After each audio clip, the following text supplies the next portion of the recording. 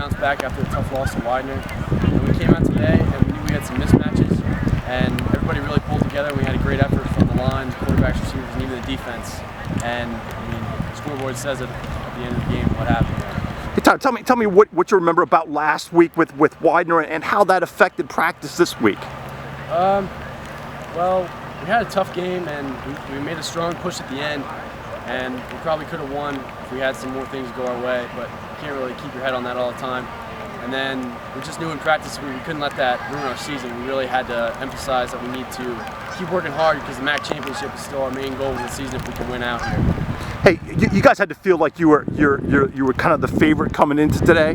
How tough is that to kind of keep that out of your mind and just come out and just play your game? It's never easy when you're playing a team that you know you should beat, because there's always the upset that could happen, and you just got to stay focused and know that it doesn't matter who you're playing. You got to respect all your opponents, but you still gotta make plays and do it when you get the opportunity. Hey Tyler, when you talk about motivation, is this team self-motivated, or and I'm not saying that the coaches don't do a good job, but how much of the success comes from self-motivation? How much of it comes from motivation from the coaches?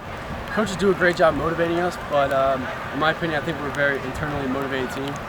A lot of guys on the team, we really pull together. We get really excited for the games, and we know what kind of possibilities this team has this year, what we can accomplish if we work the way that we know we can.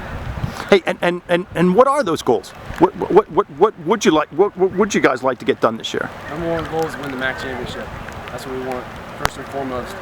We have a tough loss on our slate, but that's not going to stop us from winning out because nobody's going undefeated in the MAC this year. It's not going to happen. Hey Tyler, I'm gonna test my memory, and you can help me. When you were at Elko, I thought you were kind of you wanted to be a receiver, but coach needed you to be a quarterback. Your playing days at Elko. Now you're kind of at receiver again. Is that how you kind of saw your career at Elko? I mean, I had 2 years of receiver at Elko, and I thought going into my senior year I was going to have another good year.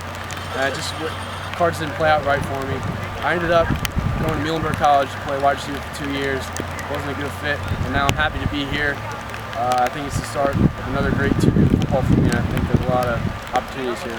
How'd you get here? You were at Muhlenberg and just like knew about LVC, or was there something that kind of brought you here? My dad played here. Okay, right. In the past, and so there's always been a connection with LVC, and there just wasn't a good fit at Muhlenberg for me. I played a lot, but it just wasn't a good fit, and I knew there's a good football community here, good football family. I wanted to be a part of something like that.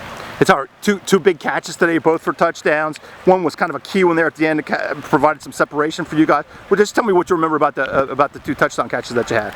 I remember being next to the defender and seeing the ball go up in the air and just thinking, I'm not going to let this kid take it. He's really short. If he gets a hand on this ball, I'm going to hear about it for the rest of the weekend if I let him get this. So I got to pull this down. Hey, Tyler, thanks so much for bearing with us through the rain and taking the time out. You're a trooper as always, and just keep working hard and good luck the rest of the way. Thank you.